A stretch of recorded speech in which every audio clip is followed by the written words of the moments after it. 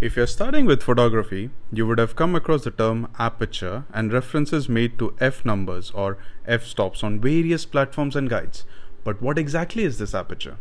Today, we will simplify this for everyone to understand.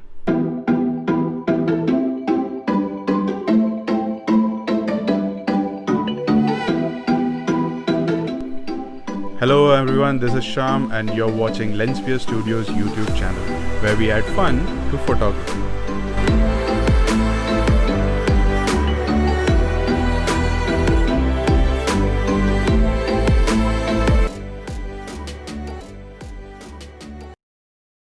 So today our topic of discussion is the term aperture. Aperture is basically the hole in your camera lens which allows the light to pass through. It is not a very complicated topic, but rest assured, it confuses a lot of people. To say in the most layman way possible, aperture is to the camera what pupils are to human eyes. In the same way as our pupils control the light passing through to the retina, aperture blades control the light passing through to the lens and onto the camera sensor. It is important to have a strong understanding of this concept, as it makes it easier to follow photographers or photography tutorials when they ask you to stop down or open up the aperture for different types of photography. F-stop is another term which is more commonly associated with aperture and used interchangeably. F-stop or F-number is the ratio which denotes aperture opening in a lens. We do not need to learn the technicality of how this ratio is calculated. We can simply remember that f-stop is the number which your camera shows as in the picture on your screen now. The higher this number is, the less light passes through from the lens onto the sensor. On a side note here, I would like to mention that there is a mathematical formula which we can use to measure aperture. For my curious friends, I will add this formula in the description box below. Coming back to our topic. What usually confuses people is why a lower f-stop indicates larger aperture and higher f-stop indicates smaller aperture. As I said earlier, aperture is the opening through which light passes through the lens and onto the sensor. You may notice by looking through your camera lens that when the f-stop number is increased, the opening is reduced in size. This indicates smaller aperture. If someone tells you to use a larger aperture, then your goal is to reduce the f-stop to the number where the opening is the largest possible for the lens. This image here is a representation of the various aperture sizes and f-stops usually available in a camera lens. Unfortunately, each lens has its wide open, that is smallest f-stop or largest aperture, and closed aperture, which is the highest f-stop number available. Just for fun, I would suggest you all to get your camera lens out and try to check what is the maximum and minimum f-stop values on them. Comment below if you have a lens with minimum f-stop number below f2.8. So moving on, let's see some pictures for better understanding. Picture 1 here is a very good example of lower f-stop, that is larger aperture value, which allows more light to pass through and hit the sensor.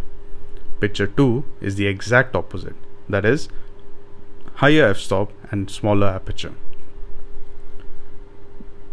Photography requires use of different apertures depending on the subject and photographer's vision for the picture.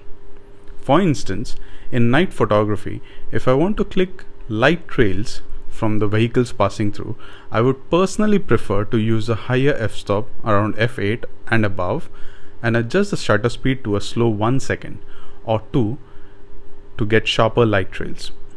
Now let's talk about aperture in smartphones. Today, technology has advanced to such heights that a variable aperture can be made available in a smartphone. Picture in reference is a Samsung S9 Plus, which was the first phone to feature a variable aperture in it. But this technology has not yet trickled down to all smartphone manufacturers, and most smartphones are still equipped with a fixed aperture. Imagine this: if you're clicking a picture of a landscape from your handphone on a bright sunny day, you're most likely to get a clear, grain-free picture and a faster click. This is your phone's intelligent processor at work, which identifies the picture to be bright and adjusts the shutter speed to compensate for the wide open aperture, resulting in a clear picture. But what if the weather changes to cloudy, or say during evenings when you don't have bright conditions? Your smartphone would still manage to get a click at similar speeds as the day picture, but this time your image would be grainy and just not palatable enough to be shared.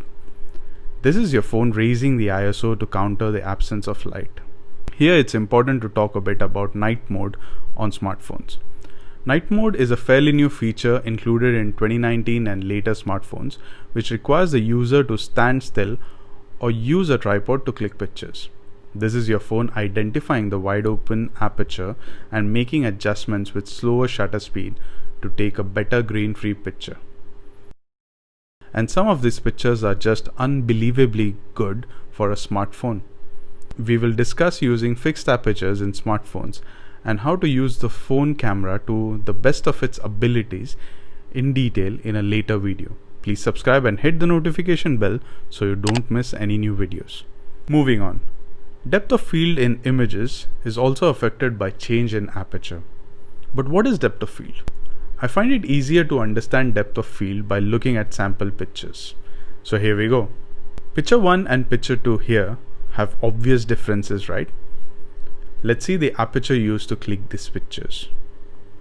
As you can see, picture 1 uses aperture 1.4, where you can see a very small portion of the object in the frame in focus. The rest of the frame is blurry or filled with bokeh or shallow focus. Picture 2 uses aperture f6, and here you will see more of the objects in frame in focus. The blurry part of these pictures is called the depth of field. Most portrait photographers prefer the shallow focus as it creates separation from the subject and makes the image more appealing in nature. On the flip side, landscape photography requires using higher f-stops like f8, f11 and so on to get the picture in focus through the entire frame. Experimenting with different apertures can create many artistic effects and give perspective to otherwise common or bland subjects. Trust me, these experiments do not go in vain, as you learn something out of each failure and ultimately develop a strong understanding of the concept. On that note, I will end this video with a promise to bring another video simplifying yet another photography concept very soon. Please remember to give a thumbs up if you like this video and hit the subscribe button to support the channel. I will leave you guys with a slideshow of some of my pictures taken at different apertures. And until next time, peace.